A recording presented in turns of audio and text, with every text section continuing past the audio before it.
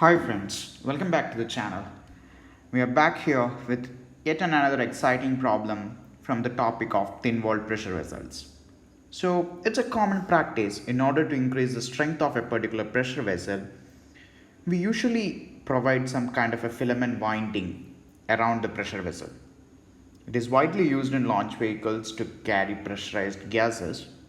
So, that's one application where we make use of this technique. So in this problem, we have a pressure vessel as shown over here, and then filament winding of the same material is wrapped around the circumference of the vessel as shown over here. Okay, and what happens is when you are winding this thing over the circumference of the vessel, there will be pretension that gets developed in this filaments. Okay, and now they're asking us to compute what will be the stresses, hoop stresses in the filament as well as in the wall of the vessel when there is an internal pressure little p acting as shown over here. So I request you to pause this video, try to solve the problem on your own, and then come back. Then we will together address this problem. Since the free body diagram is already provided along with the question, that makes our life a lot easier. So let's think of two scenarios, or let's attack the problem in two parts. In the first part, or in case 1, we will think of a scenario where we will have no internal pressure, just the pretension alone. You can think of a hardware just fabricated. It is not subjected to any proof test or any kind of test till now. It is just at the time, it is just came out of the factory or came out of the workshop after fabrication, so there is no internal pressure. But even though there is no internal pressure, there are certain forces that are acting in the system because of the pretension that we have provided while filament winding was done. Let's assume that the pretension is T. In fact, we don't have to assume, it is given here, it is T. And assume that there is a stress distribution as shown over here, sigma 1 acting on the vessel. And we have taken length of the vessel equal to capital L, and width of the filament winding is W, and thickness of filament winding is T dash. Make sense? So in order, see, in case 1 there is no internal pressure. Okay, so there is a small mistake in the schematic. For the time being, you can ignore this P. So there is no internal pressure. Now what has to happen? What should happen? Actually, this pretension in the filament should be balanced by this stresses, this compressive stresses in the vessel. Okay, now translating the same sentence into mathematical equations will get us here. So what I have done over here is, whatever is the hoop stresses, these are hoop stresses because they are acting along the circumferential direction, hoop stresses that is acting on the vessel should be equal to the pretension. Okay, so in this way we can compute what is the circumferential stresses in the pressure vessel wall. It's not over. Now because of this pretension, there will be a circumferential tensile stresses generated in the filament also. That can be given by T divided by WT prime. In order to make things a bit more clear, so we are talking about the area over here. Okay, so this T should be distributed in this rectangular area shown over here, and the stress will be T divided by W T dash. Pretty straightforward. So when there is no internal pressure, the this portion of the structure is subjected to a tensile stress while, sorry, this portion of the structure is subjected to a tensile stress while this portion of the structure is subjected to a compressive hoop stress.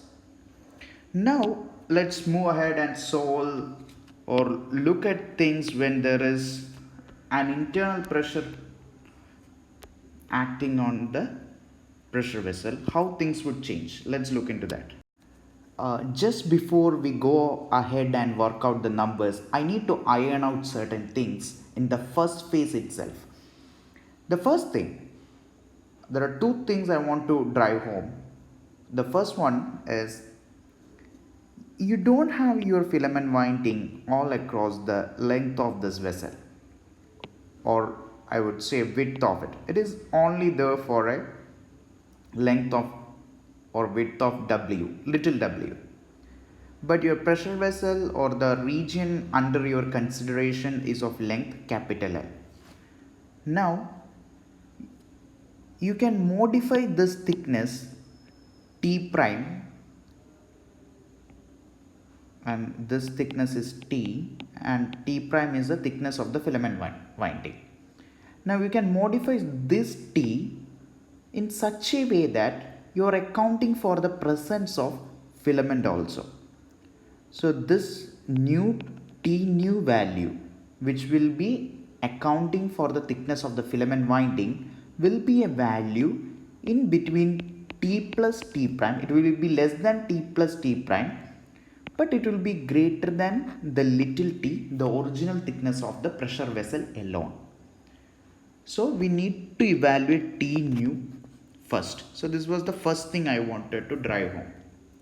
Now second thing, when you want to compute the stresses when there is internal pressure in the system, you can't forget or you can't leave away the stresses you computed a while ago, because those were the stresses that came because of the initial pretension that was there in the fiber or in the filament.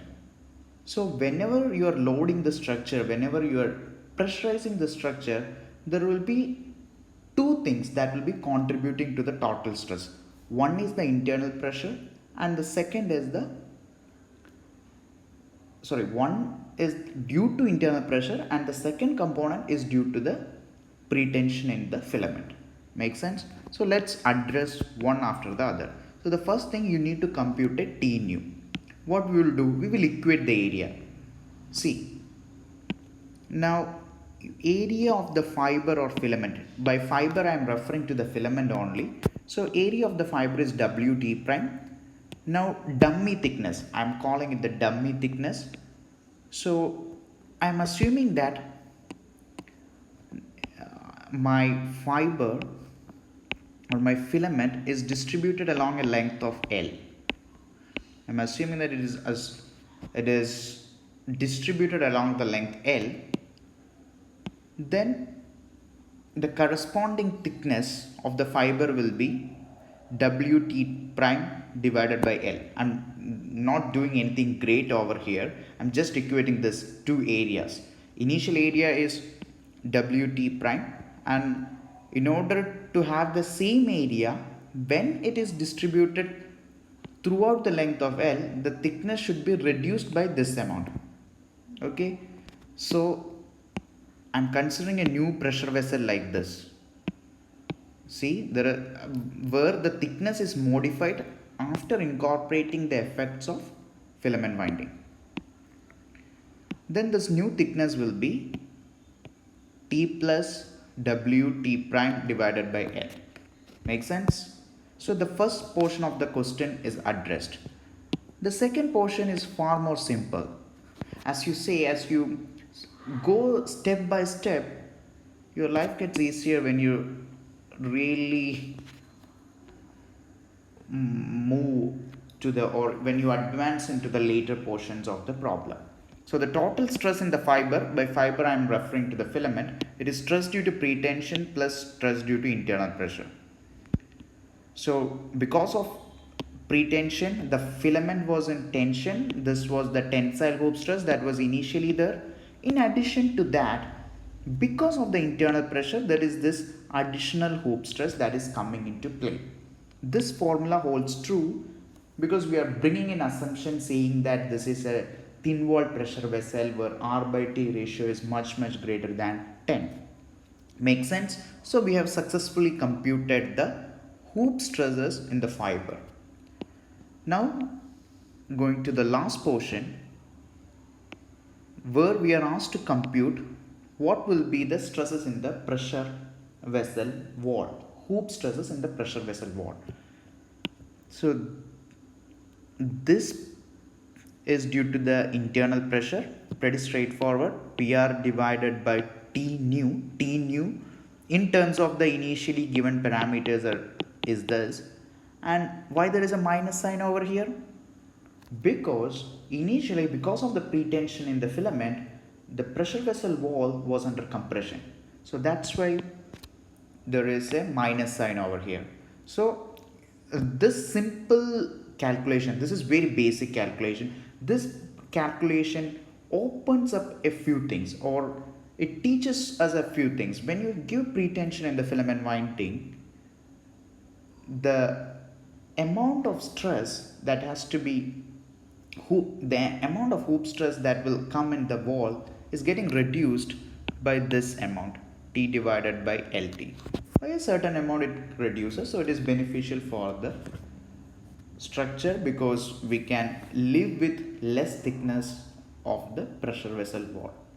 Make sense? So I hope this problem was useful to you in understanding the concept of thin wall pressure vessel in a much better way. Thanks for watching.